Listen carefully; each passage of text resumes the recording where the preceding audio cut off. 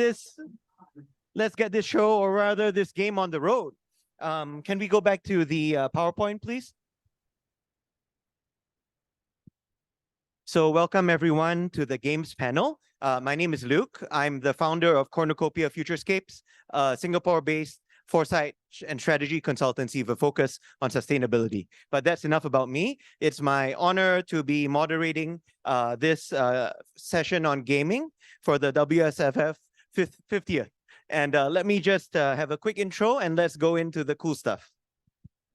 Okay, so what are games? I think we've all played games before. How many of you have not played a Foresight game? Okay, so about maybe, I would say, 10% of the audience. So I think for you especially, this will be a useful panel. So I think games are all around us, and Foresight games are one subset of just this natural instinct to play. And why do we play? I think that we play for various reasons. One is, just for the sense of fun, but it's also a way to bring people together. And I think it's also a way to teach as well as to learn. So many games are structured to teach values, to teach worldviews, to teach skill sets, and for us futurists to inculcate a sense of what the future might be and inspire coping strategies and transcendent strategies. At the same time, games can also be used for learning, to explore what the implications would be to the nth degree of the future's wheel. Based on certain propositions that you put to people.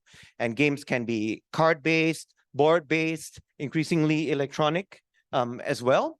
And I think here I just have a quick backdrop as a moderator of some games I've played, in my different roles. As a soldier, as a weekend warrior back in my country, I played war games. I won't tell you about them, but I would say that war games in general often, are meant to test out, new tactics, a new theater.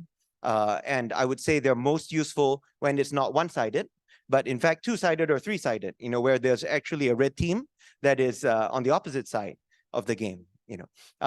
We've played business games before. Where I'm sure many of us in our work, we've done that.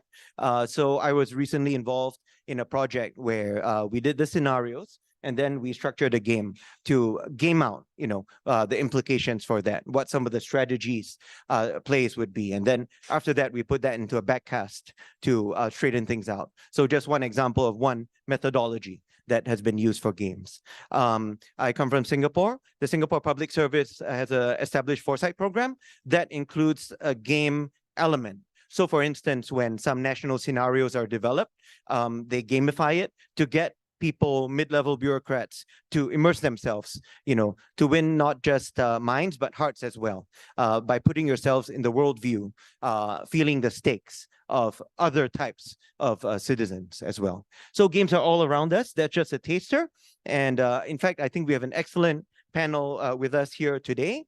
I'll just mention them briefly. We have a group that is, I think, broadly a Big Tent, APF, and Central among them. I think you can read their bios more, but I'll acknowledge them. Karla Paniagua. Hola, Karla. And hi, and we have John Sweeney, the exceptional John Sweeney, and we have Abril Chimal. Hey, Abril. Okay, and we have Jeremy Wilken. And we also have Shermon joining us by Zoom. Then we also have Freyja joining us by Zoom. Something came up, so she couldn't make it down to Paris. And last but not least, just to my left, we have Kacper Nosarzewski as well. So, okay, so this is roughly how we'll do it. I think all these folks will be talking about what's the state of play of games in Foresight. I think Shermon, memo to Shermon, you'll be starting us off, so you can get ready. And then we'll be looking at some people's projects that are hot off the board, examples of that. And then we'll use that as a basis to have a rolling discussion on the craft of gaming in Foresight. What is the experience like for players in the game? And also what's the impact of the play, building on some examples that I've given you. And then in the spirit of a futures conference, we'll ask what's next? What's the future of gaming in Foresight? And your next will be, I think we've got 1 or 2 people in the audience, and certainly everyone else will be welcoming to join us in front here to have a bit of a fishbowl conversation, as it were, and show and tell some of their own product, but maybe really challenge the panel as well. So we'll be playing games as well. So to begin, let's have a group of people, Karla, John, Abril, Jeremy, and Shermon to begin us with their games, please. Okay, Shermon, over to you. Okay, thank you very much, Luke. So again, good afternoon and a joyous 50th birthday to the WFSF. Before we delve deeper, I'd like to mention that, of course, this panel, this conversation is a continuation of a previous initiative that the Association of Professional Futurists and Economia Creativa embarked upon several months ago.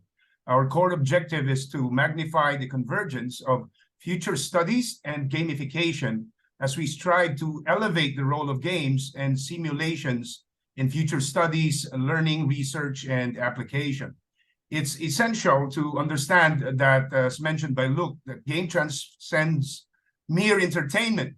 They stand as formidable instruments. We've seen this in many cases and reports that it is pretty quite strong in terms of helping futurists and foresight practitioners and workshops, to visualize the future, create images, and apply this to planning, and of course facilitate active engagement in the exploration of participatory futures. We intend to harness, the immersive attributes of games, and we intend to venture into potential futures in a manner that is both interactive and collaborative. So in this realm of games, we don't merely envision the future. We live it, we play it, and we have fun within it. And most importantly, we mold it. So in this session, my expectation is for us to have a conversation and embark on a journey into the domain of gaming futures and uncover the potential futures to transform it, particularly future studies, with the dynamism of gaming. So I'm going to stop at that, Luke. Well, thank you, Shermon. Let me hand you over to the bunch that is here with us. Who wants to start? Yep, and can we have the slides back, please? Thank you.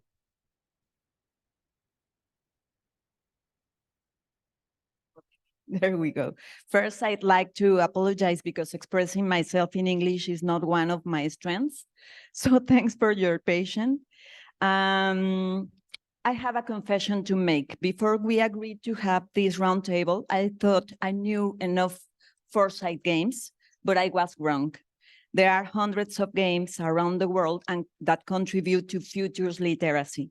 Between January and October of this year, we gathered a list of 54 Foresight games worldwide.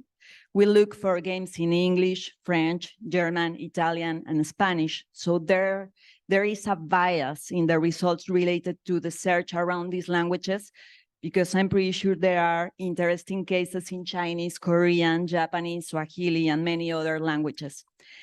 And I have another confession to make. Like the experts of this roundtable, I have developed at least 2 Foresight-related games and never felt so unoriginal because there are tons of them. So I'd like to refer 3 games from the last century. Pretty famous, I think, and pretty useful. Like this one is the word game from Buckminster Fuller. This other one, Future, from Hans Goldsmith, T.J. Gordon, and Olaf Helmer.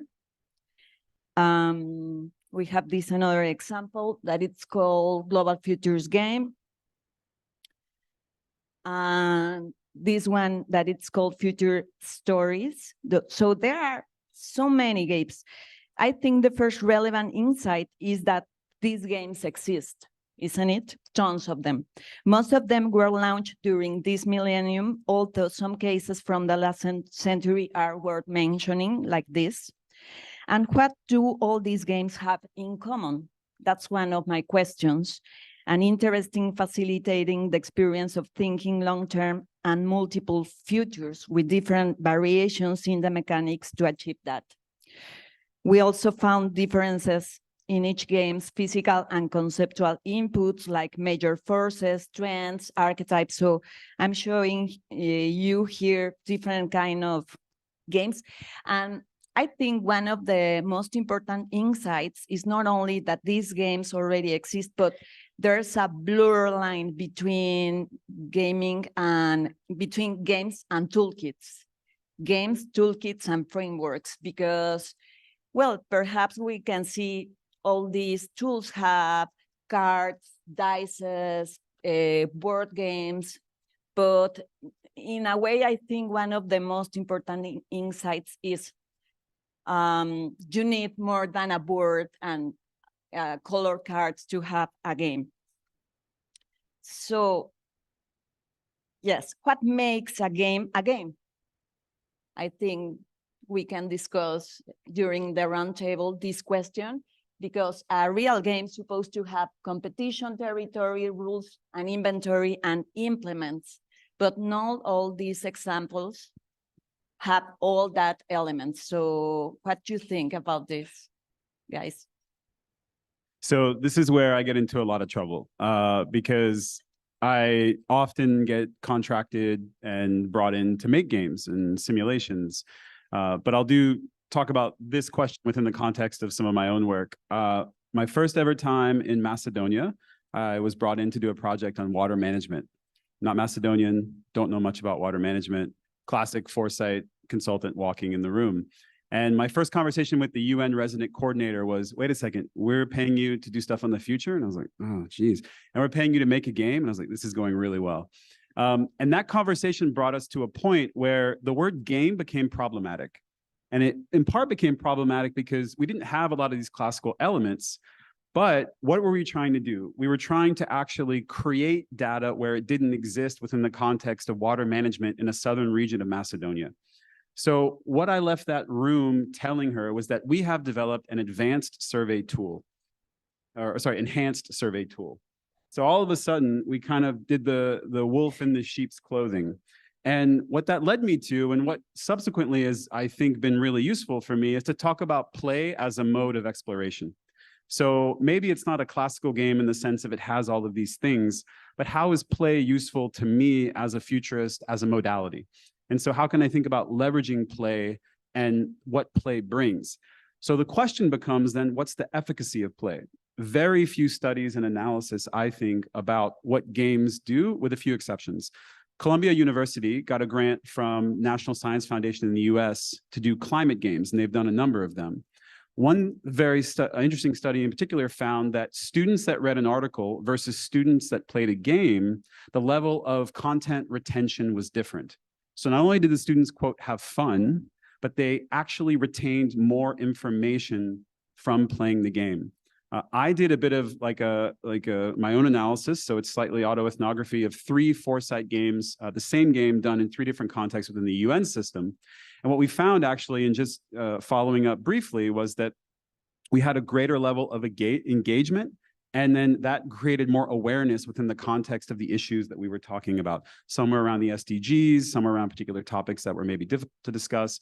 So I really, and I say get in trouble because when I talk to proper game designers who I've had a chance to talk to, they're like, you don't do games, you don't do simulations, right? You say that, but that's not really what you're doing. And I say, sure, right? But I'm interested in play as a modality. And so I think this question is similar to, broader questions within futures, right? Because it really then brings up questions around, well, are we doing what we say we're doing? Is there training around this, right? And my approach has been beg, borrow, and steal. And so how do we think about learning from games, but also testing and making sure that these games are doing what we say they're doing and showing that efficacy? Because now, at least for me in the field, and I would love to hear experience from others, clients ask for them, right? It's far more normalized. And I think this question around what they do and how they do it, how we put them into practice, of course, fun as a metric is great, but how do we bring that within the context of thinking more broadly about what we do and how we do it? Abril? Also, something important to point out is that what is happening outside of the futures field, and after COVID, the individualism started to appear more and more and more and more, and people were trying to get connected in a certain way. So the alternate reality games, where they were using real life as a game board, start appearing as well. So people, it's preparing for emergence through play. So they are doing narratives in real time, storytelling in real time, decision making in real time, and people, it's like building communities to solve a problem beyond traditional institutions, traditional governments, because those are the ones who are afraid to play a little bit, and also the part of the community and the participation and the collective consciousness, and how games are helping to preparing for emergence beyond the futures field. Okay, sorry. Yeah, do you want to share something? Jeremy?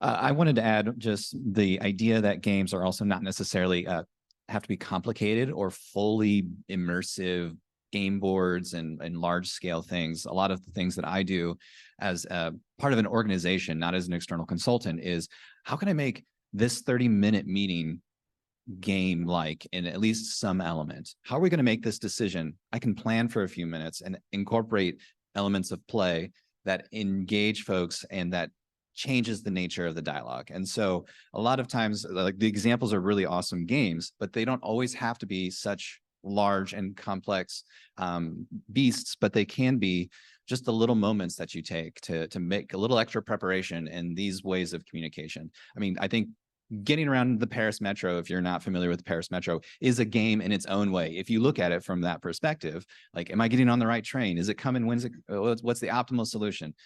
So you have gaming in your life every day. So how do you make that so it's surprising when there's like a moment where it's like, oh, this is more fun, or at least not the boring conversation flow that typically happens, but how do you change the dynamics a little bit? It could be one thing, it could be a very large thing. Right. Thank you. Well, I have another question. What do you think about this? These games that we explored, these 54 games, present different notions of how far the future is. In that sense, we identified a range from 5 to 50 years, okay, with a couple of exceptions. In that sense, it is important to challenge ourselves to elongate the time frame. What do you think about this? Because it's like a loop. We are repeating, maybe in a way, the time frames, the time horizon. What do you think about this? So interestingly, I would say that one thing that shifted in now like 14 years of practice is, it used to be like science fiction films would be the relevant image of the future, right? Robotics, automation, Terminator comes up. Now, participants are referencing games as images of the future. And so certain game time horizons are there. I have had games that walk you into the future, and I have found that useful. And so you have certain like threshold horizons. So you almost have a moment where you play in a 5-year horizon, and then like, you know, like similar to a film, there's a montage, and then you are thrust into then the farther future.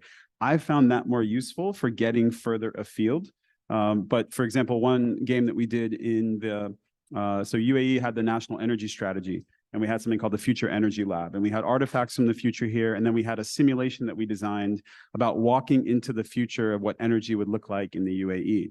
And it was a challenge initially to get people to think to the farther future when we started. So we changed the design, and you were basically, imagine like tributaries that are coming to this center future. And that was really fruitful.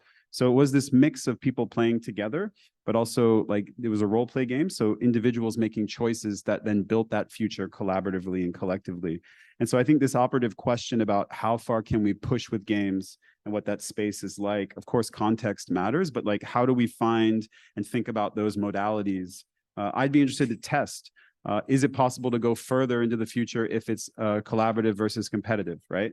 Or is it easier or harder to go farther into the future if it's role play versus, you know, you're not doing that, right? So like other modes.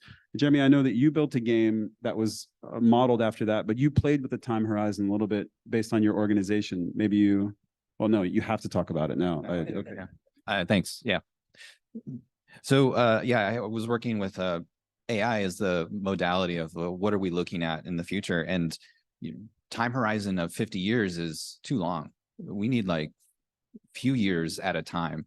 And so it was looking at smaller leaps. And so I really shrunk it down, and that really helped because we think of some of these changes as happening very quickly, but then there's the environment around that changes at different paces, and how do those things potentially disrupt or redirect? And so thinking about the context, what is the thing you're looking at? What is its pace? What is its shape? How do you shape the game to make sure that it's molded to that, instead of just playing a game with, oh, we need to reach the 50-year horizon? To some degree, the exact date in my mind isn't the important part. It's pushing beyond the like visible future. It's pushing them to the next level of their comfort, and whatever that is for that organization or that industry is, I think, where you want to try to go, and the game can lead. Yes, I think I would say this is all very interesting, and the discussion so far really has brought up at least a few vectors, you know. So one thing that's very valuable about your project is you've done this horizontal scan across cultures. So you got 50 games. I don't know whether you're still looking at more, but what type of typology do we get from there? So I'm hearing a bit of it already. One is timeline. The other one would be, I guess, format, whether it's in the meat space, board game, or something more online, you know. So what else, you know, before we talk about maybe the best practices or what's next for games, you know, what are the dimensions of the gaming space in Foresight right now? What are the different vital statistics that we would look at in games from your learnings from the project? I don't know, maybe another element to this taxonomy should be not only time frame, but the kind of deliverable that you achieve, and the game sequence itself should be an aspect to consider, isn't it? Also, what capabilities you are obtaining from playing a game. Usually, like if you are doing role playing or if you are doing a simulation, you are creating a story.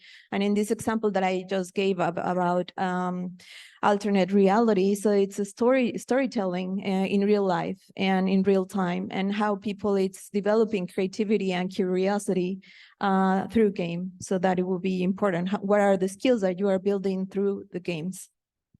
One last thing I was at is like kind of primary and secondary. So there's one interesting game that I don't know if I added in there, but I saw it recently. It was a game about the future of Hawaii, and it was in native Hawaiian language. And so, of course, the game is specifically about the future of the islands and native Hawaiian identity.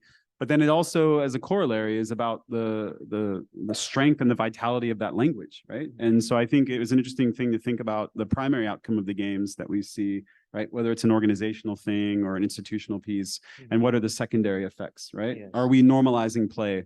Are we creating those alternative spaces, right? Are we developing a learning culture in an organization or institution versus just the, you know, the meat and potatoes were insights for our strategy or our policy or our plans. Yes. And, you know, I think that's very interesting. And I think that introduces two more vectors. Maybe if you get a commission or if you're just making a game, you may have some objective in mind and you draft a game, you know, but I guess it could even be an iterative journey for the game master himself, but even for the player, you know, going back to what Abril said, you know, where I guess in terms of the narrative, you know, so one vector might be how much agency the player has, not just to play, but to shape the game itself. In that sense, is it a very generative game? You know. Yeah. You know. I have a question for all of you, including those our colleagues that are online now. Do you have a favorite game which is the game that you use the most in your workshops? You took my question. But This yeah, is like let's hear it. confession, Let's hear it. But I think that's quite something. It's maybe a great statement. I don't know. Maybe I use the Polak game a lot. Not only the Polak game, but I think it's a pretty nice icebreaker to start a conversation. Yes, I think it's pretty useful. What about you? Oh, let's hear from everyone. Maybe Shermon, Freyja, do you want to share? Yeah, sure. Yeah, I've been playing virtual games, for almost more than a decade now, and one of my favorite games is Civilization. It was introduced to me by a governor 10 years ago, and then started playing it. I'm still playing it now with its latest iterations called Civilization 7. And I think what I learned by playing that game is that, two things that are really quite important in designing and development games, right? One is the mechanics, right? What are the rules of the game? But then it cannot be rule-based or rule-driven as well. You have to put some constraints.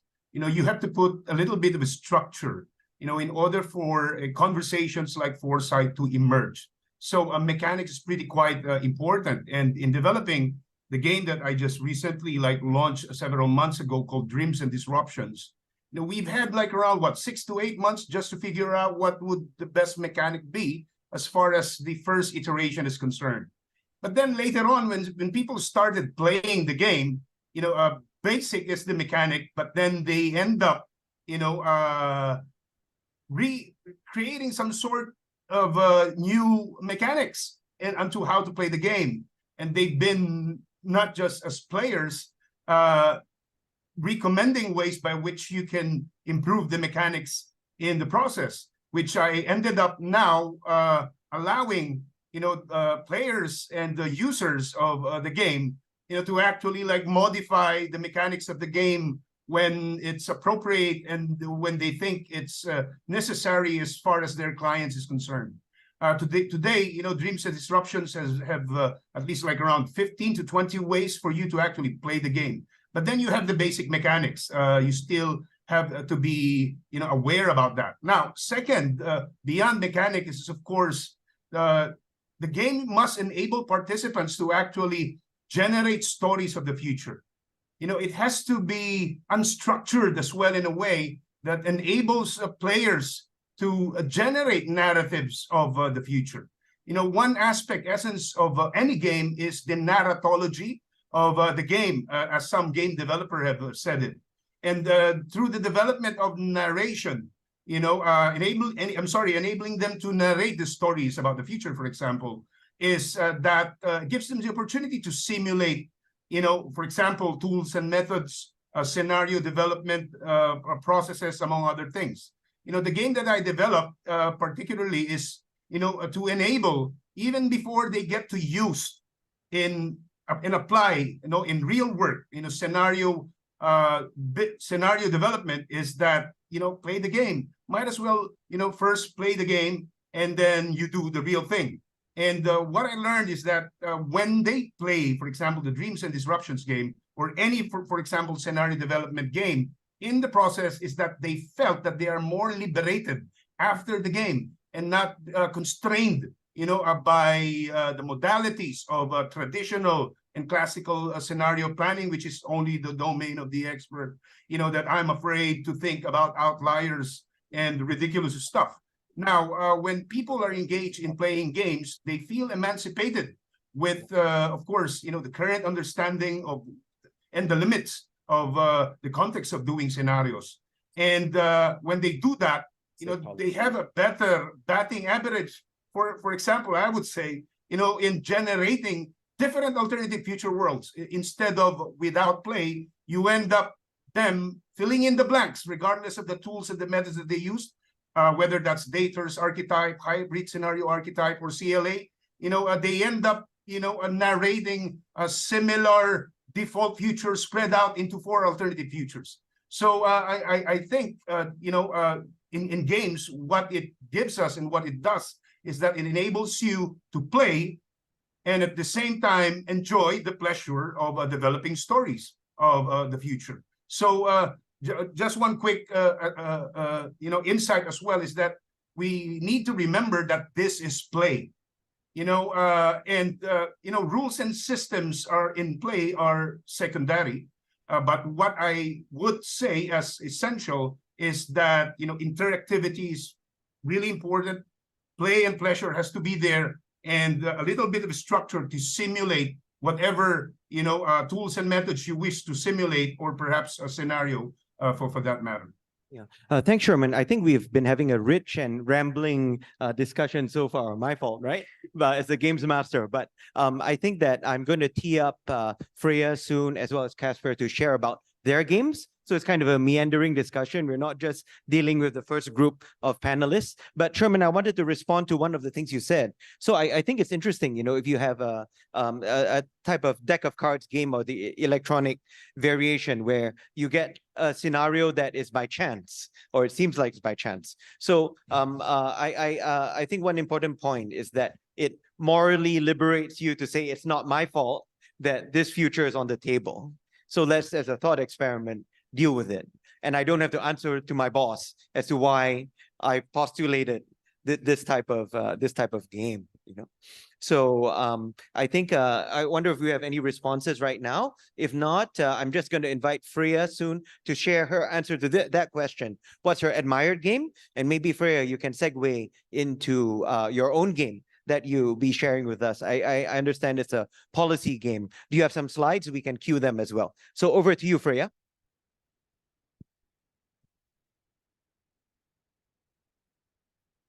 And sorry you can't be with us today, but I love the tree behind you. It looks like a Japanese tree. She had Mario for a second.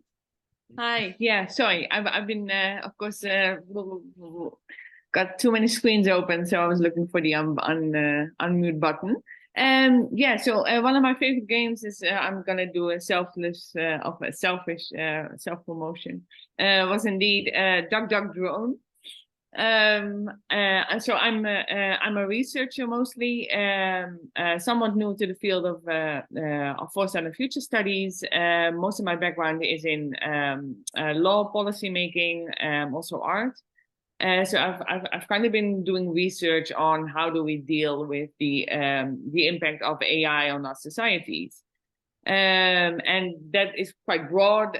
So IP law, privacy law, and trying to understand what the impact is for me is, using art, creative practice is a way to understand, but also to communicate. So I was teaching game students, and I was trying to communicate, okay, so what is the impact of new technologies in our society, the absence or the presence of having privacy in public spaces. And one way of communicating that with them was indeed to develop this really crude game where you shoot drones. This was a couple of years ago, where we were indeed discussing the fact that you have autonomous warfare, or indeed distance warfare. So they were having a lot of discussions and getting a lot of criticism, of course, from the public when they were developing games that would for example, be promoting violence or things like that. So in the gaming community, there has been discussions about the ethics of gaming for quite some time. So I find that an interesting element as well when we decide, or when I decide whether or not to use a game, and what type of game, and taking responsibility, of course, for the impact that the game has, because it is very, as all of my fellow panelists have also mentioned. I mean, it is different when you're actually playing something than when you're just reading about something, and yeah, that is also why we are using it, I think, in our practice as well. So yeah, that's one of the games that I've been that I'm still playing. It's really cool. And then the other background that I'm flipping through here is I'm now also using augmented reality in my practice, in my research. This is one of the projects that I'm working on right now. It's called Futures Forest. I invite anybody who's interested to also contact me, because like I said, it's in development. So the idea is really that people can in space, how do I say that, engage with the different futures that we have. I mean, yeah, we are here at a Foresight conference and a futures conference. So we all know that the future isn't there. It's open. We have our own, or we can work together towards better futures for everyone. But for that, being involved in the policy space about AI regulation for quite some time, there's really a lack of perspective. There's a lack of non-Western perspectives, community stakeholder involvement from minority groups, from women. And that is kind of what my research is also working on, is how do we engage, how do we open up these spaces, these discussions with alternative futures. So this is one of the projects that I'm trying out to allow people to experience different futures, to feel engaged, to have them contribute their own future. How do they see the future? What do they fear? What do they desire? So the plan is to indeed use augmented reality and to plant all of these. It is indeed a Japanese tree all around the world, attached to people's futures. And yeah, so why I actually I'm really happy to be here to also talk about one of the games that I've been developing, which is indeed the black box policy game. I put some links in the chat. I don't know how much time do I still have, Luke? Okay, Freyja, yeah, you have time, sorry, but I don't think we can see the chat. Most of the audience, so we can share that offline later. Right, sure. So as a way to try and I use games not just to gather information, but also really to share and to provoke, as you can use art within as a method within different elements of your research. So in this case, it was really also for myself, but also to open up these discussions about what does it mean when we have to create now. So my work is on AI and governance of AI and data flows. What does it mean that we are dealing with, for example, generative AI in a very volatile, uncertain, very pressured environment? So as a policymaker, you are now tasked to regulate AI, but how do you do that when you don't have a lot of the information that you need? That in an ideal world, you would have the time, you would have unlimited resources and all of the information to actually know how to regulate and how to balance between all of the different interests involved. And again, in these discussions, I'm not a policymaker, so I don't really know what kind of pressures they are under. But I think it is quite important for the discussions, of course, to also reach out to the other stakeholders, to other people in the discussions, to try and understand a little bit. So that's also one of my roles, I feel, as a researcher and as an activist and academic, to also reach out, to build these bridges between different disciplines and different stakeholders, so that at least we try together to come up with better solutions. And again, gaming, the element of games is you also, well, it depends, of course, on what kind of game you have, but it also creates community in a sense of let's do this together, let's win this game together. So the black box policy game, it's really cool. It's a card-based game, and you are dealt with certain cards, and you have to make a really quick decision whether or not to allow, ban, or do nothing when confronted with a new development. So let's use one of the pretty well known, I think by now, examples of ChatGPT. Imagine you are a policymaker and your constituencies is asking you to, okay, do something about this. Because we all know we all know. Some people say it's going to be amazing, and other people say no, it's going to be robots are coming and they're going to destroy humanity. So you really have these very extremes. So how do you decide then as a policymaker what to do? So you will be dealt with a few cards, and you have to then decide based on the limited information that you have whether or not you're going to ban or allow or do nothing in this case. This will all go into a black box again, so you don't really know. So what I've done is, you know the technology, ChatGPT, but something happened. Something happened in the world with ChatGPT, but you don't know what, but you already have to decide what you're going to do. So you don't really know the impact that this type of emerging technology is going to have in society. So the idea is then in a group, you will discuss what kind of information do we need to make this type of decision. For example, the other elements in the game are the lack of trust that people may have in policymakers, and also the reliability of this type of technology. So these are two extra cards that you will get in your deck, but you can't choose which one it is. So it could be that the trust of the people in the country is really low in policy making. That, of course, will have an impact on how well your decision in the end will be received. So the other one is then how reliability is this technology. You can imagine it's a little bit easier to take responsibility when you know that the technology was incredibly reliable, but if something bad happens in the end, that's then just an outlier. You can still argument why you took this decision because you had this type of information. So there are different levels of how much information you have, how reliability the technology is, etc. So in the end, you will have to decide, and this all goes into a beautiful black box, and you will go and have a drink with your teammates, and then you come back and you will share with the group what your decision was, and then we will reveal what kind of situation happened in society.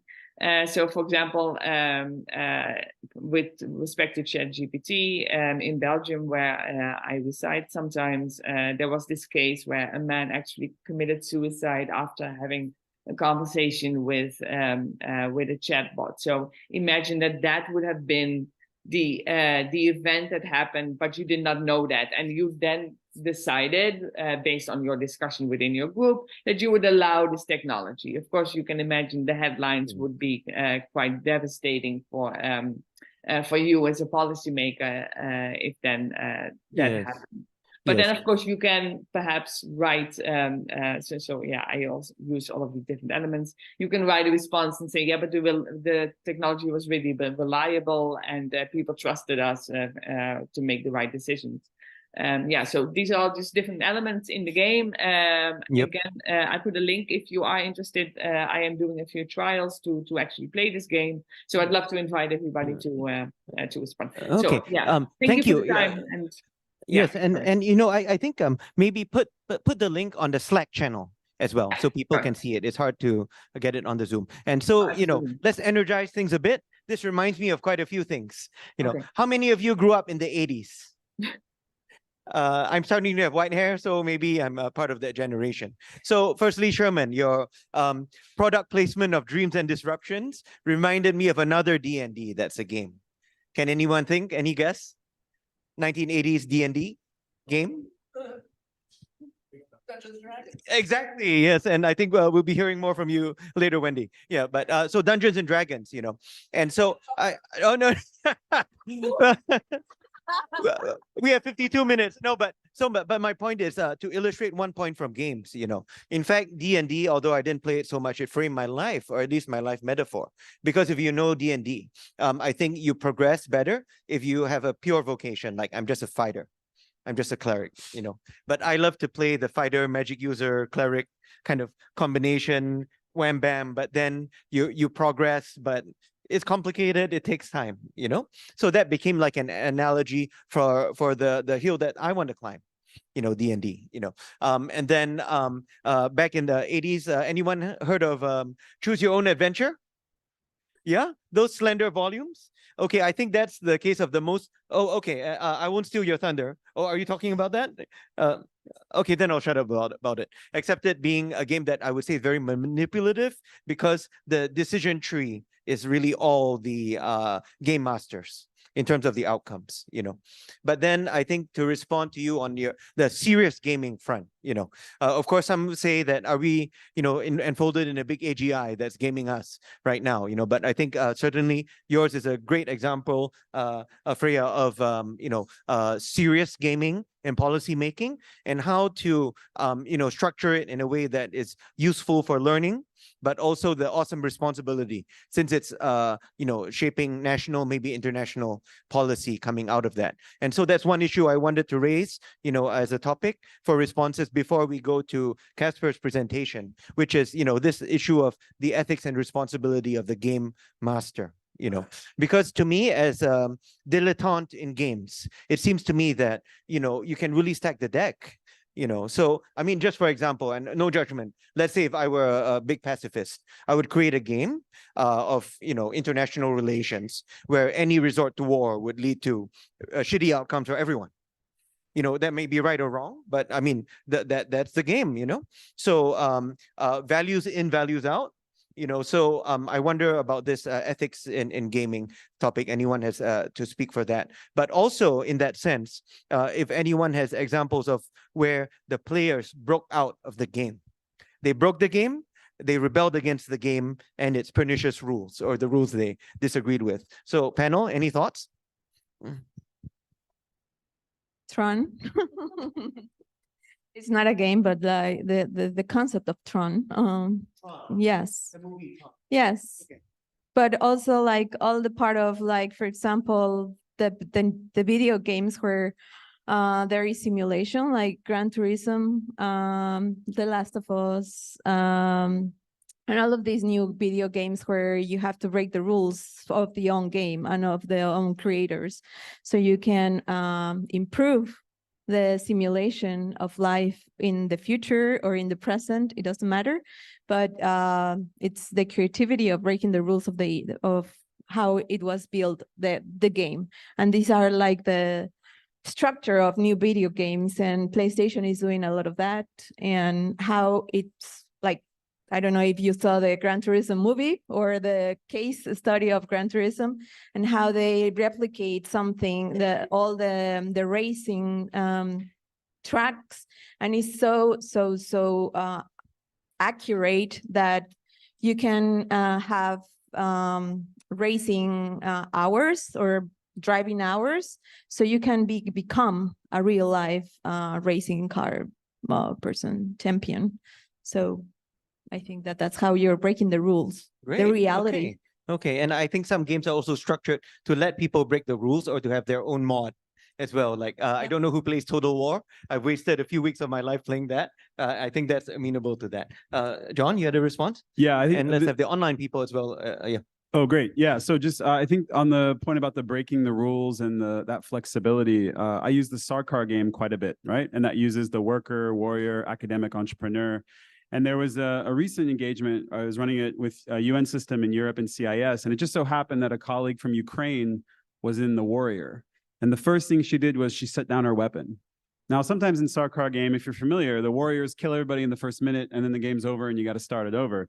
But this was an instance where that was breaking the rules to some extent, but that's part of that game, is that emergent. So I think the dynamics about, a table game with cards and set play, yes, there are more rules and people break those rules quite a lot, actually. But at least for me, I bring that into the reflective piece. Why did you break the rule? Well, the uncertainty was this, or why did nuclear war come up in the first thing? Then they had to build a post-collapse scenario, right, as part of that game. But for me, the Sarkar is interesting because even the rules are quite plastic, right? So that plasticity and that liminality, like comes out in the space. Yeah. I tell everybody take a drink. But I think that's the piece I'm interested in, is how might they choose to play with the rules, and how do you bring that into that reflective space?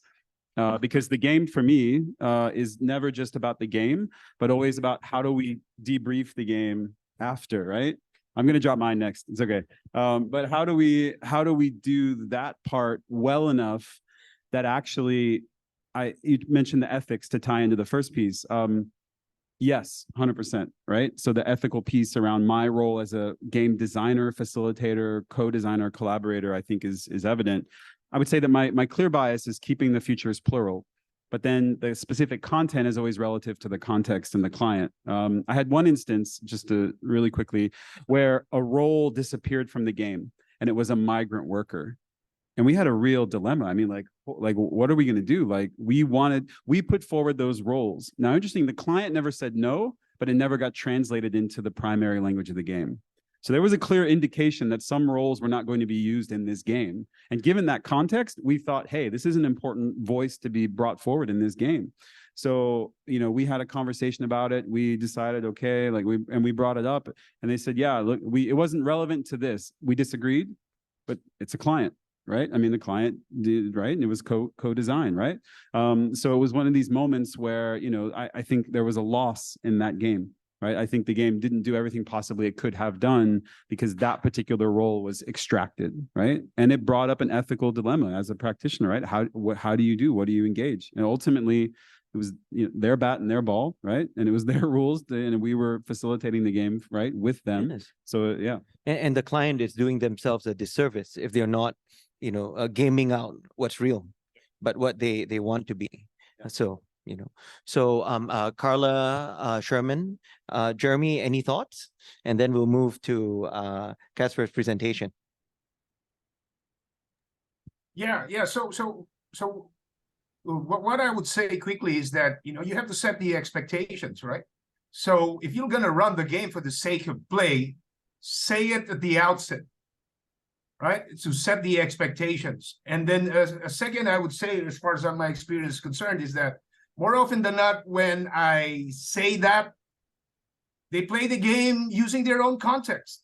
Even if you do not wish to like some sort of scope or put a context or subject on how they're going to play the game, the gamers, especially when it's an organization or perhaps a particular program or project, the players, regardless of the game that they play, is that they're going to use their context.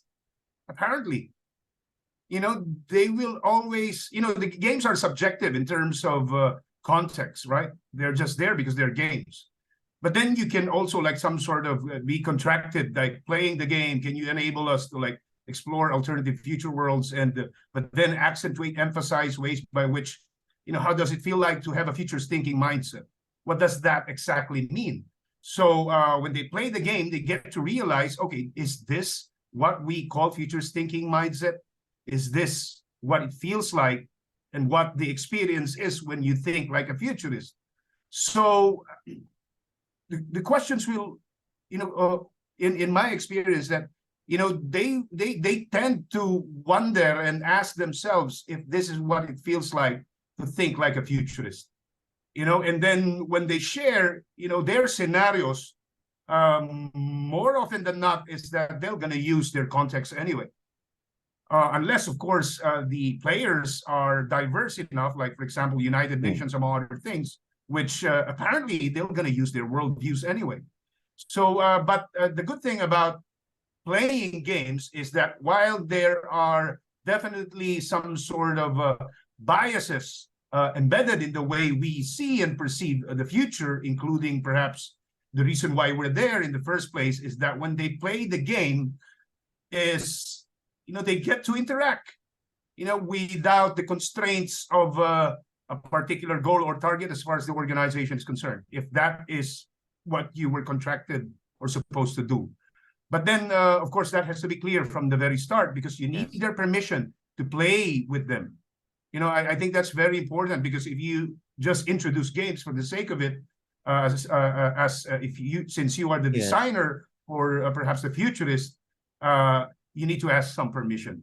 Yes. And, you know, that makes me think of the analogy of a sports game. You know, before you play the game, you need to warm people up to it, you know, and then also the didactic angle, many different layers of takeaways from the game. One frame that I use in some ways is called KAQW. So what knowledge are you imparting in this case through a game? What abilities are you imparting through the game? What qualities and values are you imparting through the game? And what worldviews are you immersing people in, suggesting to people through the game? And of course, inducting people to Foresight, like you mentioned. Freyja, I think you had a quick comment. Did you? I saw your hand kind of go up, or is that the tree? No. In response to the question about players misusing the game or indeed deviating from the game rules. So much of my research is indeed on AI, and that reminded me of I forgot who it was, but there were a group of researchers from the US who indeed were training an AI to play a game and to figure out what is the optimal way to win this game. So it was a boat racing game. I'm sure that some of you will have heard about it. So they trained this algorithm to win the game, to find the optimal solution to this game, and they let it run for an evening. And in the morning they came back and they saw it was stuck in this little corner of the game, and it was like, oh, okay, something went wrong here. But it turned out the AI actually found, you could call it a glitch in the game, where it was able to amass a large amount of money instead of just winning the game. So this was a great example of why it's so difficult to align AI with our values and our goals and our purposes. But what I like about this is that, I mean, we can also use AI to test our own games and to see, okay, we want the player to do this, but what are all of the options where something can go horribly wrong or fun wrong? Yes. In this case. Yes. And Freyja, I was drifting, then you mentioned the word money, and suddenly my attention got back to your sharing, and that reminds me of how, some of my meager income is spent by my kids on game add-ons in the app. And so maybe that's another line of revenue for the futures community in games by selling stuff inside the game to win. Okay, so on that note, okay, so folks, we're going to hear from Kacper, and then we have about half an hour really just to democratize this session. We have a few people coming up to share, but I just wanted you to think about a few topics that we'll talk about later. So one of them is just looking, we've heard a lot, so what other games need to be played, in terms of topics? What type of games should the WFSF be pushing, for example, in the space? What is under game, in that sense? And in what ways, speaking to the future of gaming, do we want to push out to new boundaries? Break new ground. In what ways would we do that? So with those thoughts, over to you, Kacper. And I think you have some slides. Please project them. Yes, please. Before I get into the presentation, and thanks for having me here, I wanted to try and answer Karla's question. Well, you may think it's cheap, but I still believe that now with what we see in terms of AI-generated image with large language models, the best Foresight games are still to be had. The best Foresight games are still to be developed, and I'm very much looking forward to these futures, as well as generally what John said, an increasing normalization and acceptance for games. So that's my first answer. But to be more specific, I have actually two extreme examples of games I liked, and everything depends on the context and on the budget and on the on what resources you have. One of the coming from role-playing game teenage years and being a big fan of this, I think the biggest thrill I've ever got as doing a Foresight game was when we ran a huge simulation that was a prologue to a big war game working with the Ministry of National Defense. And there, when you see the amount of complexity and interaction that is brought by very well-informed and not archetypal, but sort of actual expert knowledge of people in the room doing a huge geopolitical, political, strategic simulation of an escalation toward the crisis, and it lasts several days, and you're the game master of this, well, I think that's a wet dream of many teenage role players, or whatever you call it, maybe. No, my English is not perfect, perhaps.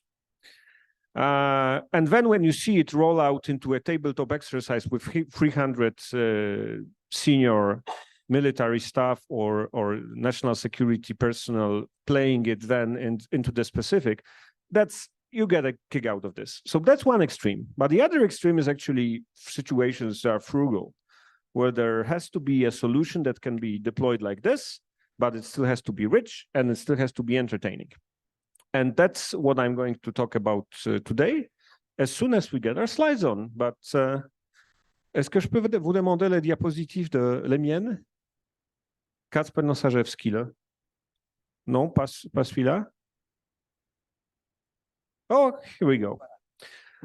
So this game, the Futures Literacy Experience, 4CF Flex that I'm supposed to talk to you, and I start the time now, was born like many of our innovations into tools and methods at 4CF out of just customer demand.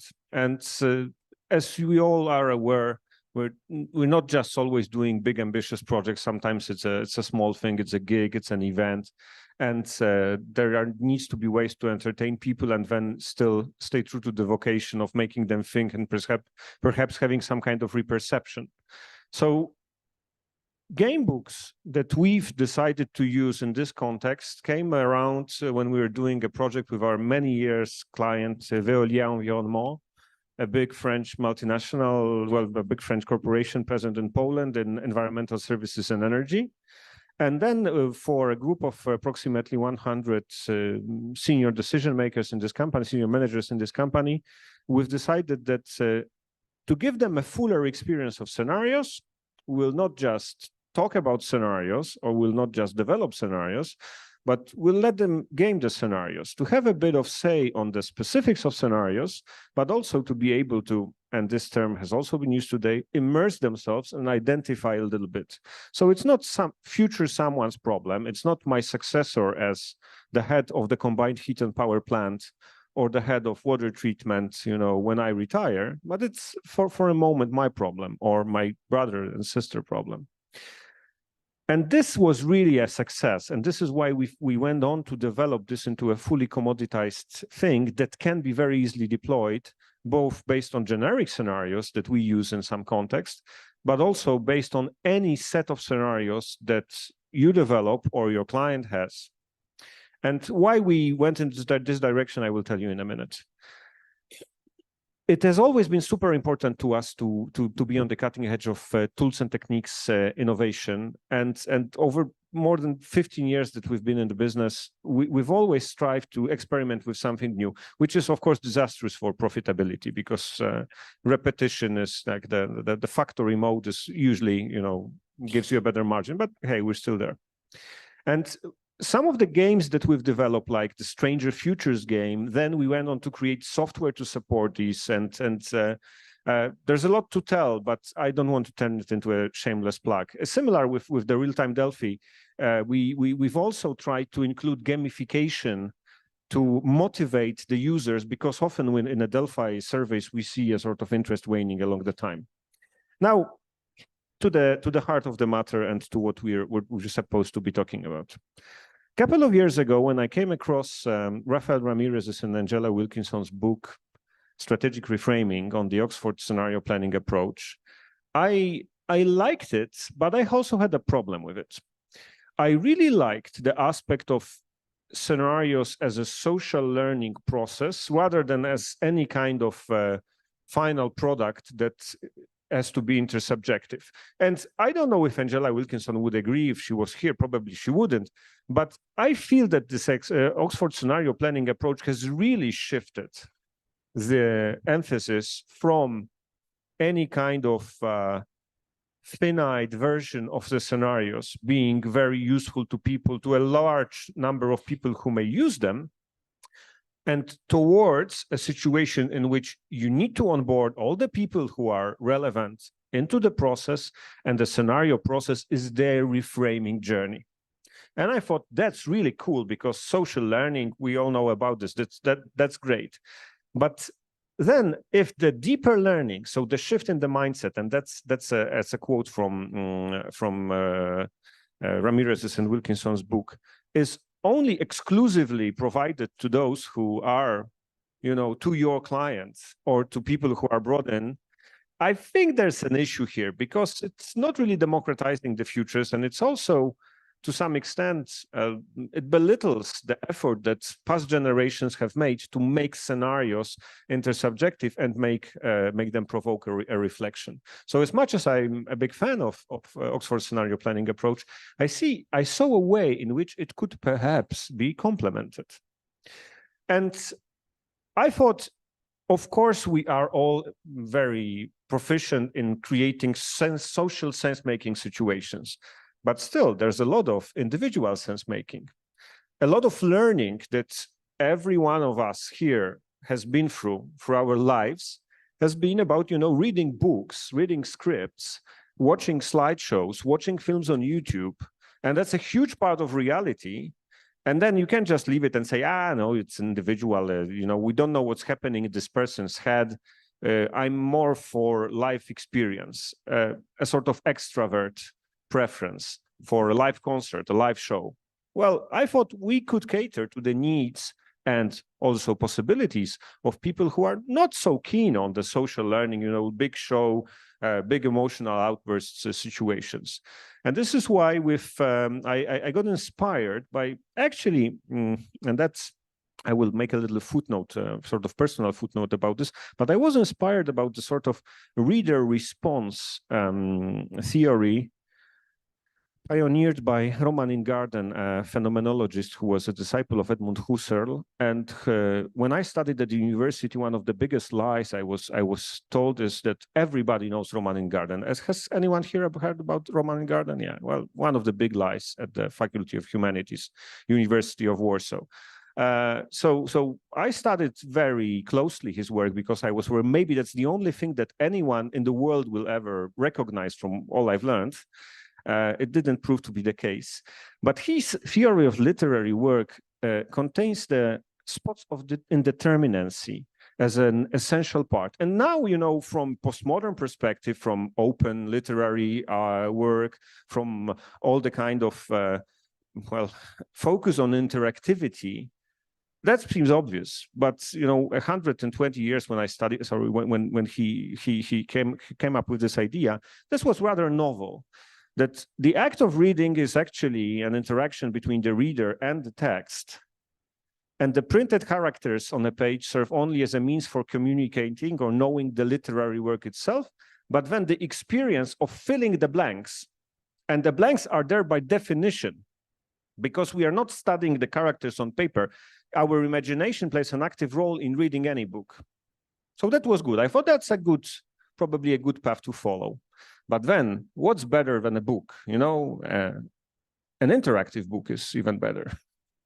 So you've already mentioned choose your own adventure, and also in my childhood, in the dusty and really poor libraries that I went to, there were a series of books that followed the choose of your own adventure template, where you don't progress linearly in a linear fashion through the story, but you get at the end of each chapter a possibility to make a choice. The choice may be banal, or it may be very load-bearing for the story. And then depending on the choice you made, you move to another chapter. So then it's also similar to what, let's say, more sophisticated of those who didn't engage in choose your own adventure may relate to Julio Cortázar's Hopscotch, Rehuela.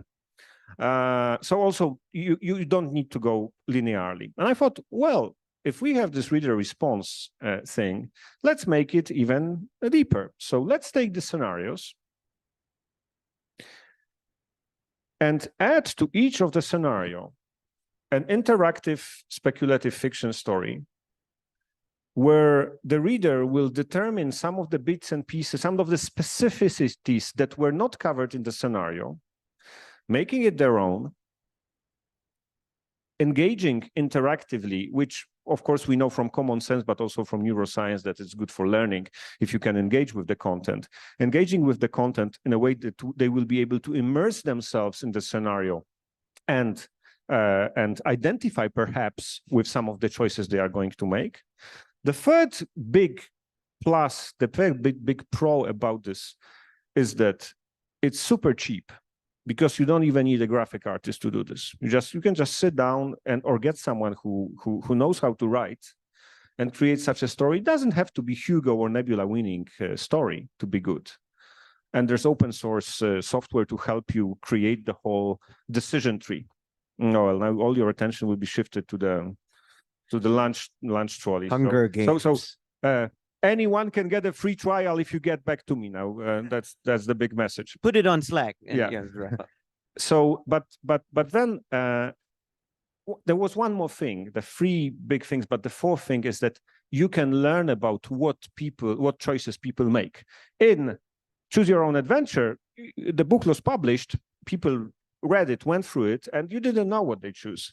But what we wanted, what we implemented as a software, an online software experience, was that we also collect data about what choices the users make.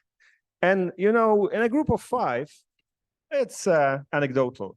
But if we run the same scenario over groups of several people and hundreds of people along the years, and we can interacting with the audience, debriefing them on their choices, debriefing them on the statistics, compare it to a bigger crowd, to people from corporate or from public sector who went through the same scenario and from the same game book, then it's also an additional value and additional conversation starter with those people who are usually pretty turned on already by the interactive story. Well, the implementation of how we do it follows 2 distinct patterns. One is we have a generic set of scenarios that we've created for this purpose in a long and very thorough scenario process. But also the big benefit is that at a very low cost, we can adapt, we can add it as an add-on to any set of scenarios that is existing or is being developed. There's no big sort of operation required to do this. The way we do it usually is we turn a scenario into a short film, and it's just pan and zoom on images. So it's all very frugal, and I always emphasize this, how this can be very frugal. It's a pan and zoom with a voiceover. Anyone can do it. And then you move to an interactive story. And we use a pretty simple online app in a browser where you just move on, and depending on choice A or B, you are transported to specific chapters of the story. And of course, your answers are collected so that we know what to talk, what we should talk about when we meet you. I will, well, the 3 generic scenarios that we use are super cliche, but well, hey, they seem to be working in the sort of reperception. One is an AI scenario about the new tech giant, and that's the one that you can dive into if you want a trial. Yes. The other one is about universal basic income, and the third one is about child geniuses, and you can figure out what this is about. Now, to finish across, very briefly, a couple of seconds for each of the case studies, I will present you different situations and different ways of implementation to emphasize that with this sort of frugal game book solution, you can adapt it in many different contexts. Using it with our client, for many years, a client, UNFCCC, but in this particular case, we did it in a sort of a book club situation. The experts went individually through the game books on the scenarios prior to meeting us, and then the workshop was sort of a book club discussion and the debriefing, and further turning them up with challenging some of their choices. When we worked with Port of Gdańsk, that is the second biggest port in the Baltic Sea, we worked in a boardroom setting where the extended board, well, the directors committee of the port met, went through the stories in the scenarios and the interactive fictions together, discussing the choices they are going to make. And then we sort of facilitated this live and debriefed them on the outcomes. And the third case, Pandora Jewelry, I think a brand familiar to many, is again another situation in which it was also a boardroom setting, but they did not. We didn't strive for consensus on the choices made. but we discussed and we facilitated the discussion looking at how different people present gave different answers and chose different paths along the story. And well, that's about it. 40 minutes, sorry. Thank I you. will need to kneel down for 4 Thank you, minutes Kacper. now. And I think that, my takeaway from this panel, if we were to run it again, is don't tell me, show me, So I think that John and Avril are teeing up something, but in the spirit of don't tell me, show me, I wanted to invite some special guests that are here. I posed to you the question of what's the future of gaming, both in terms of topics that are under-gamed or should be gamed more, and also in terms of methods and best practice, So we're going to play a game in a while. But first, I want to invite some guest stars onto the program. First, we have Chris Hagedorn and Tatiana Hanks. So I met Chris recently. Please come here. So Chris is an ex-food diplomat and is now an adjunct lecturer at Sciences Po. And Tatiana works with him at Sciences Po. And please have a seat. And they'll be sharing a bit about Hunger Game that they're playing, So this tips my hand that I think COP sustainability matters are something, a very dead serious game that we need to gamify more. So in that spirit, I also asked Wendy, having played her water game a few days ago, to join us and share a little bit about the water side of things. So Wendy, would you join us as well? So I'll just give each, we're really crunch for time now. I'll just give each of you maybe 2 minutes to share your projects, and then we'll play a game, and then we'll take audience Q&A, and then we'll play the Hunger Games. All right, so let's go. Tatiana first, please. Okay, hello, good morning, everyone, and thank you, Luke, so much for the opportunity to speak to you. My name is Tatiana Hanks. I'm a second-year master's student at Sciences Po, and I'm speaking on behalf of Chris this morning, who unfortunately lost his voice. But as you heard, Chris is the ex-US diplomat and secretary of the UN World Food Security Committee in Rome, and also professor at Sciences Po. And I'm here to talk to you about our own futures game called Food Alert. And I want to start off by helping you imagine a scenario. Let's say it's 2026 and the heat index in Europe has risen. It is extremely difficult to grow crops in all of the region, especially the Mediterranean. The olive oil production has dwindled. There are fires that have increased. The fisheries have been overfished. Wheat production has failed. A lot of rising food prices. And this is the scenario at the heart of our simulation. And unfortunately, this scenario is not that difficult to imagine, especially because it's already started. So we asked ourselves, what are we going to do about this? And actually what we can do right now is start to plan for it. We can talk about risk management. We can start strategizing from right now. And that is what we're doing with our own game. So our simulation is called Food Alert. And what it is a policy game that aims to stress test the EU's current food system and crisis response mechanisms. And we will invite 60 experts in the food and agriculture department across Europe, and they will be invited to participate in a climate change-induced food crisis simulation on the first day. And on the second day, they will discuss policy response solutions. And then afterwards, the Food Alert team will produce a report that summarizes the findings and the discussions, and that will be shared with senior EU policy decision makers as well as the public. So that is our game. Again, it's called Food Alert. And if you're interested in this game, please speak to Chris or I afterwards, especially if you're interested in sponsoring. And for more information, you can visit our site at foodalert.socialsimulations.org. Again, that's foodalert.socialsimulations.org. Hey, well, thank you, Tatiana and Chris. And over to you, Wendy, for a quick sharing.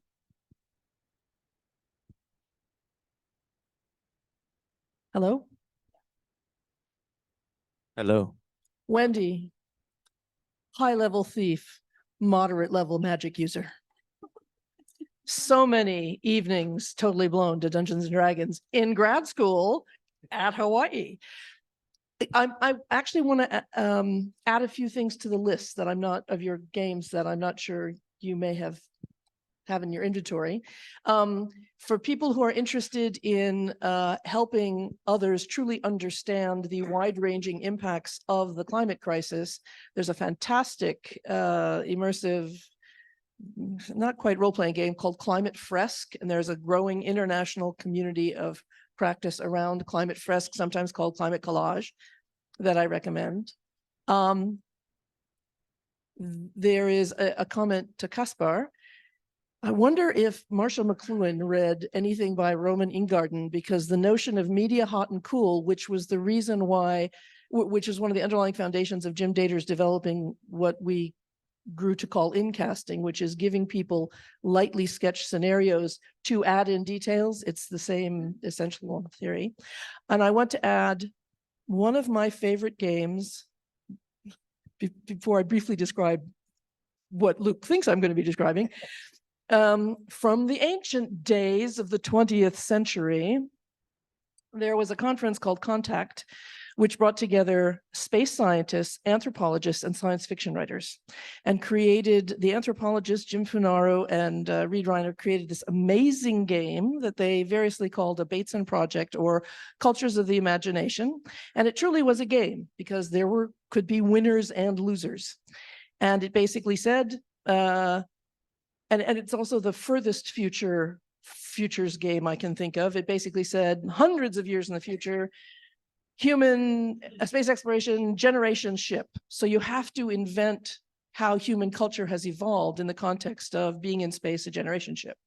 Another group is given a planet and told to figure out what that planet's conditions would be, and they have to literally evolve an alien race and an alien culture. And the role play is bringing those two groups together in a very carefully mediated way, and you win by actually having a conversation and not, for example, as happened one year, having the alien team eat you. So very clear-cut who wins. What I was doing with a number of you were participants, and I thank you for that, on Tuesday, is not actually a game about water. Water is just the carrier. It is, its actual name is called Performing the Post-Normal. And as John knows from long years of being one of the early theorists in post-normal studies and trying, I'm sure, to overcome the challenges of explaining the theory and all of its component parts.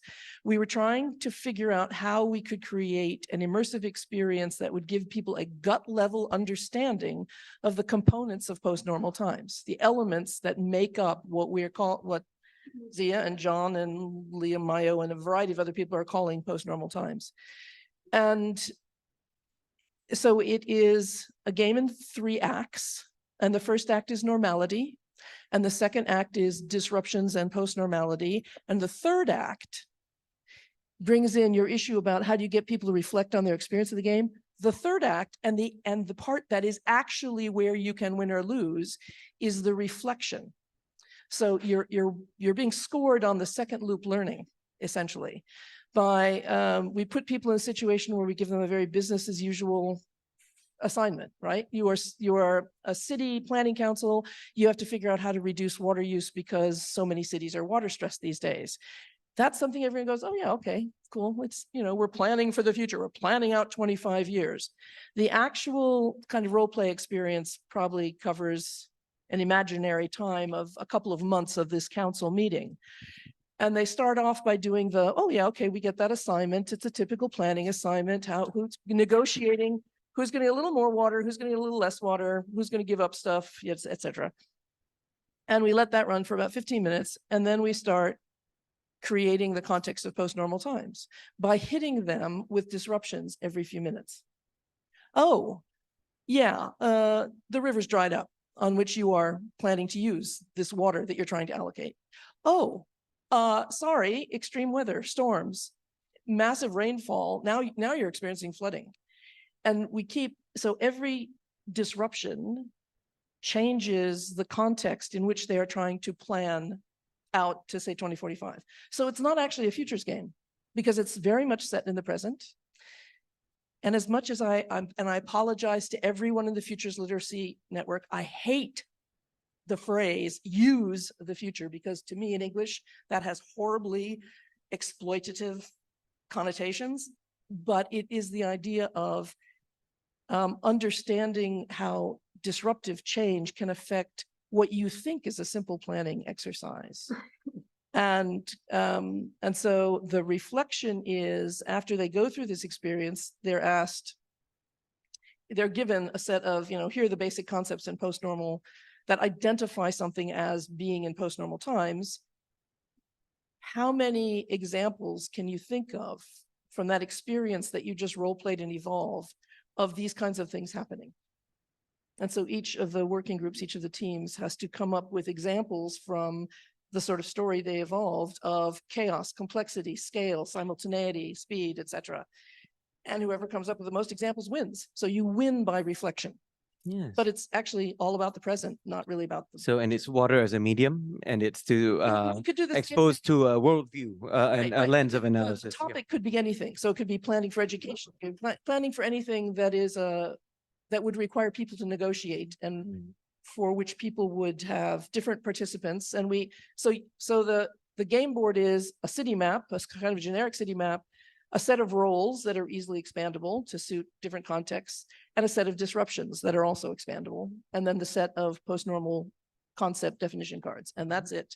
Yeah, thank you, Wendy. I just wonder, from Tuesday's session, what did you learn about the game? What would you change to make it better? I would emphasize to people that it is not about the future. Because one of the things we did at the end was say, tell us a story about what like breaking news from your council deliberations. And what we actually got, and this is my failure as a facilitator to not make this clear, what we actually got was several sort of outcomes of the planning 2045, which is not what we wanted. We wanted, what is the experience you had of, like, did you come to fisticuffs in your planning council session because the negotiations were so tough?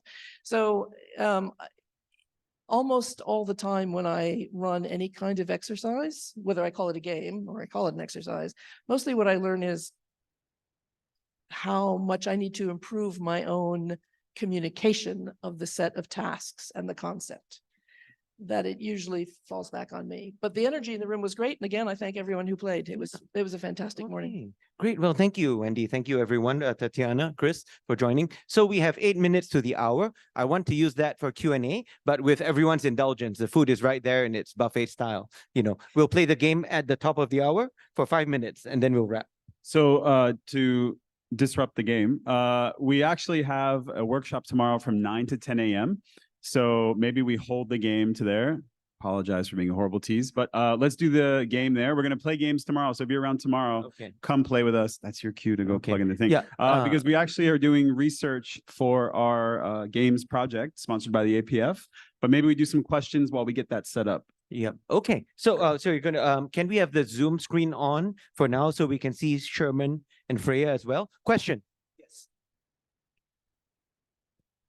Thank you for a wonderful panel, very stimulating. I'm trying to think of this in terms of how it influences my foresight practice. I typically do workshops and trainings. I'm going to come back to what John said about play, because maybe I didn't really want to gamify my work, because it takes a certain amount of effort here in construct and design, and I'm not really at that level. But I would like to have some more play, both as a practitioner, because sometimes it gets routinized what we do, but also I want that aspect to really pop. So could you provide a little more around guidelines around playifying our work?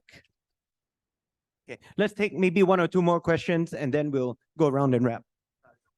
Yes, thank you a lot. There is a game maybe for security, because right now in Latin America, in the top of the 50 more violent cities in the world, 42 are in Latin America, in Mexico, Colombia, and now in Ecuador. So I want to know if you make a game for security problems. Any last question? Yep. I just want to ask the open question. Much of what we heard had to do with dissemination of of knowledge that has been built in a project, but I'm actually trying to use game to create the content. And so I'm just wondering if anybody want to exchange thoughts with me. Maybe it doesn't have to be in this forum, but afterwards about if you have done that, what your learnings are and what are the twists, the things to take care of, not falling into the pit. Yeah. Okay, I think that will bring us to the wrap up. Can I just encourage you to scan this and offline give your feedback? It's a Mentimeter, but we'll share that offline in the interest of time. And can we, so please do that. And in a minute, can we have the Zoom screen on? Meanwhile, please respond. Yeah, real quick. So for 3 years, I was the Foresight advisor for Interpol, and we developed games specifically around the future of policing and law enforcement. And we also connected with the broader security community and built a game about what police chiefs might need to do in the future. So there are lots of examples of that in war games as well. The question around content, when I was at Red Cross Red Crescent, we built a game about the future played on WhatsApp. 4,000 players, 120 countries, developed priorities for what became the next 10-year strategy. Back to Karla's earlier point and to Annette's question, if I had 1 hour, anybody says you have 1 hour to do something on futures and foresight, I'm doing the Polit game. And I'm doing a 2-stage Polit game where they're thrown into a future, and then we do the more reflective piece. And I think that's an example of play as a really easy interface modality that can be something you can draw out, or you can do it as like an icebreaker teaser. So I think it's just this like Swiss Army knife tool that I just go to again and again and again. I would love to hear what others think as well. Can I leave another example that I thought was really interesting of security was a what's it called? Black Hat Gaming that was run by the Canadian government prior to Vancouver. And they had Carl Schroeder, who is crossing boundaries between futures work and being a notable science fiction writer, creating a scenario and then set several groups of people loose to be either the Black Hats or to try and counter the Black Hats. So there are a lot of techniques like that. I'm happy to report that our Black Hat team totally disrupted the Olympics. If I had an hour, of course, and well, obviously, again, a plug, I would just let them play a game book before they come to the workshop in their own time and the time of their own choosing, in a setting of their own choosing. So when they come, they are already sort of what's the expression? We've already rattled their chain. Yes, we've already made them start thinking about it, and that's good because then you don't need to break the ice in the workshop and start explaining yourself why the future and so on. So that's the benefit of having something that you can do prior to actually meeting people. Freyja, Shermon, you're not here, but we love you. Any quick thoughts? I guess final thoughts as well from the Zoom team. Just a minute. Yeah, I can go first. About the just to quickly respond to the question about playifying. If you do not have a time, like for example, 30 minutes, I would say, playify your prompt questions, like quickly. You don't need to need card games or more other things, like the question of what if, right? Put some prompt questions that they can play with in terms of imagining possibilities. What if questions. Make the prompt questions a little bit weird. Yeah, maybe from my side, also just I don't have an example of that popping up in my mind, but just something physical, like just something physical with the body where they don't have to think. Just let them, I don't know, ground where they are before you start to test their minds, just like really something really physical. I think that's really important as well, to acknowledge different ways of knowing, different ways our bodies also experience imagination, things like that. Well, Jeremy, you've been the submarine lurking and now you're emerging. Yeah. Let's hear your thoughts. I think I often run like 30 minutes. That's all I usually have for like meetings and things. So let's say you're trying to get feedback on something. Take simple steps to have ways for them to provide input that isn't just like roundtable quick thoughts, because then people get distracted. Like make them vote on something. Make them, if they're in the room, physically move around the room. If you do this or this, go there. If you think this, go there. And like position people. Those are little gamification things that are, some of it's facilitation, some of it's just, how do you then turn that into a little bit of play and like not necessarily pit people against each other, but like give them a chance to explore a little bit of conflict or visualize things in different ways. Well, I have one final thought, but maybe we can share something on the screen for the last time. Please go back to the PowerPoint. Can I have the clicker, please? Don't worry, I know that the real game is to fight against lunchtime.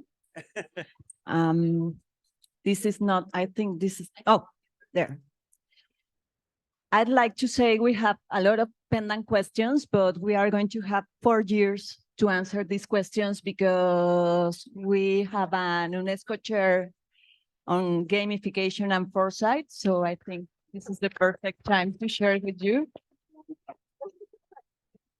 And there's a call for papers that we would like to share. We are sharing this information on the Slack channel as well.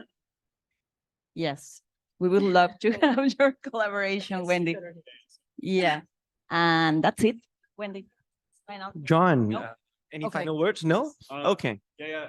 Please join us tomorrow. We're going to put the questions that we had on Slack. But we'd love to play together with you tomorrow from 9 to 10 a.m.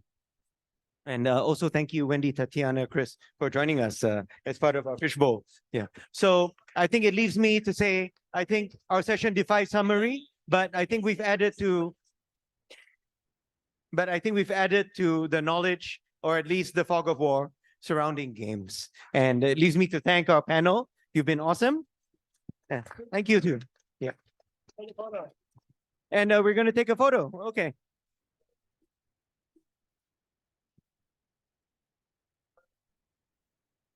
You like to join Karla? Good.